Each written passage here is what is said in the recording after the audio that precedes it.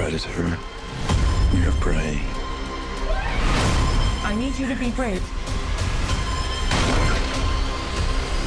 You guys have been Just a breath of fresh air. Oh, well, that is very sweet of you to say. By the way, I'm thinking, honestly, after people see this movie, I think like the UFC or the WWE is going to recruit you after those fight scenes with James McAvoy. I mean, girl. Oh, stop. I mean, that was incredible. I mean, we know his physical prowess in movies, like Split and other things he's done. Plus, we got that, little shirtless scene. So Oh, girl. we knew you had a worthy opponent, it was physically challenging. The only like really physical scene was when I'm like holding a dresser against the door. And I have to say, watching it last night, I was like, we were both trying our absolute best and we were an equal match, unless he wasn't trying his best, which is possible. But I really felt like I was keeping him out of the room. Yeah, I think it was just that the rage of a mother who could lift a car off her child. That was me. And also, too, what I really like about this movie is that it was up to the mother, the woman, to protect her family, not just physically, but she's the one that had all the good instincts, had kind of like her, sixth sense was up that something's wrong, we got to get out of here. And it's kind of a very female empowering moment, I think, a lot throughout this movie, that she's kind of leading the way in protecting her family.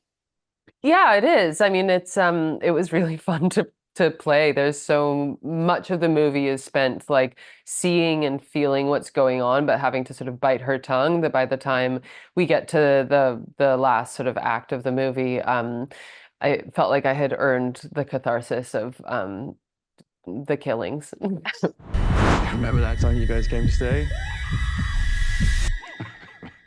You flipped out and tried to leave without saying goodbye? I'm always curious, how do you reconcile as an actress when your character is going to make decisions that maybe you wouldn't do in real life, that wouldn't make sense to you, Mackenzie, but you have to execute those for the story? Because honestly, we wouldn't have good horror films or suspense thrillers if characters always made the right choices, right? Yeah. I mean, I think that's sort of the part of the job that's like a math problem almost, is seeing things like there's plenty of things that Louise does that I didn't agree with or didn't understand why she was so quiet.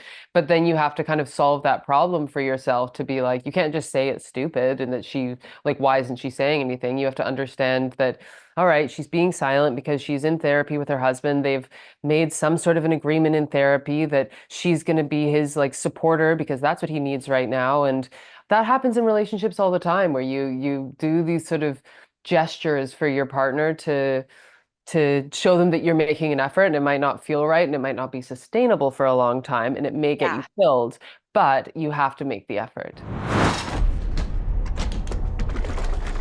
Louise, we need to get out of here now. Louise, what are you doing? Everything okay in there?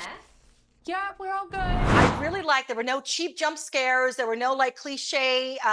It kept the tension throughout, and it really created a story, and we got to know the characters before all the drama unfolded, which I really appreciated that. I thought it added a lot to the suspense and sophistication of this thriller.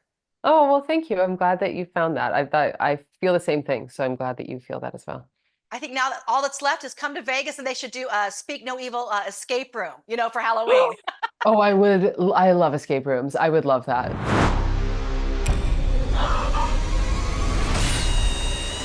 They're gonna kill us. What? He went dead.